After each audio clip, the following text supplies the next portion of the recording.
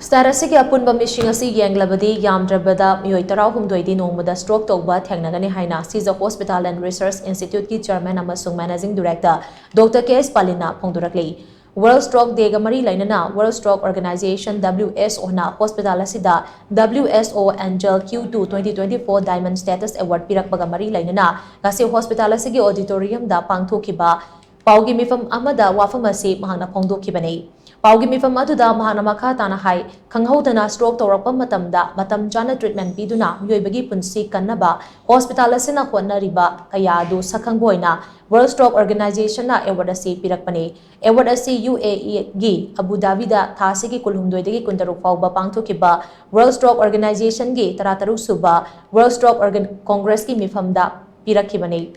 Stroke haibasi aikhoida khanghautana pirakpa achauba safu amani maramaduna stroke tawre haiba hek khangbaga ningthina treatment piba ngamgadaba manak nakpa hospital singda pubigadabani loinana stroke tawkhraba matung pung amagi manungda mathau taba treatment khudingmak pihobagi tangai fadaba lei sida hospital da su stroke treatment gi damak mathau taba khudingmak suna leirei Hospital asida neurologist, neurosurgeon, neurointerventional radiologist, psychiatrist, clinical psychologist amade physiotherapist sing laibaga loinana neuro ICU gi khudong chabasu leire haina mahana makha tana phongdokhi.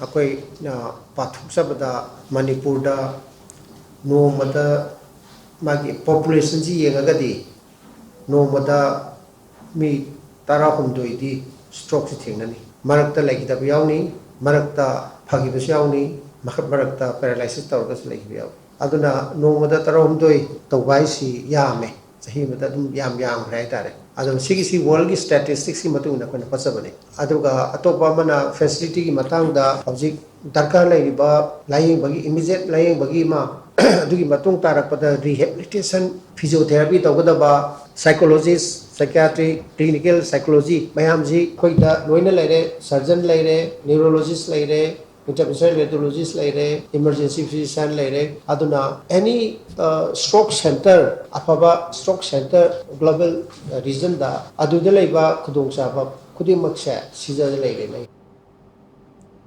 Paugi mifamadu da hospital asigi medical services ki director Dr. Zugidrona hai stroke tawrakbada matam chana manak nakpo hospital da pugatuna mathau taba treatment sing pi horabade patient adu kanba ngamgane adu moina mak stroke tawkhraba patient amana mamangda leramba pibam adu amuk hanjilakpade wana thoi stroke tawgadawre haibagi chingnaba leirabadi athubada stroke treatment ki khudong chaba leiba hospital amada athubada pukhatuna layengadabani haina su mahana makha tana phongdokhi Paugi mifam maduda Angel Initiative ki consultant Dr. Nilotpal Kumar, ER Medicine consultant Dr. Sulochana Darze, neurosurgeon Dr. C.H. Gautam, intervention neuroradiologist consultant Dr. T.S. Gautam, consultant neurologist Dr. Oinam Rahu Saryaki, Tharamatuda WSO na pirakpa ewardado Dr. Nilotpal Kumar na Dr. K.S. Palinda Kuchinaki.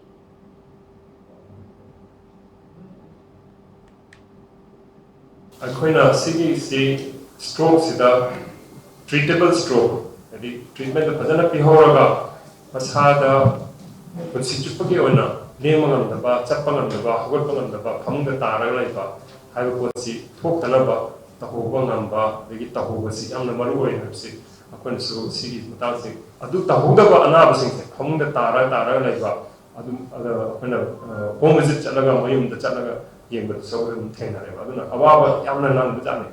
Hojik akona sida home visit chalaga Yenglabadi marwana palliative care da chalaga Yenglabadi stroke tawraga phongda taraga leibse chahi 10 thoi phongda lengdana same phongda leibse adu khoi thengnadab natte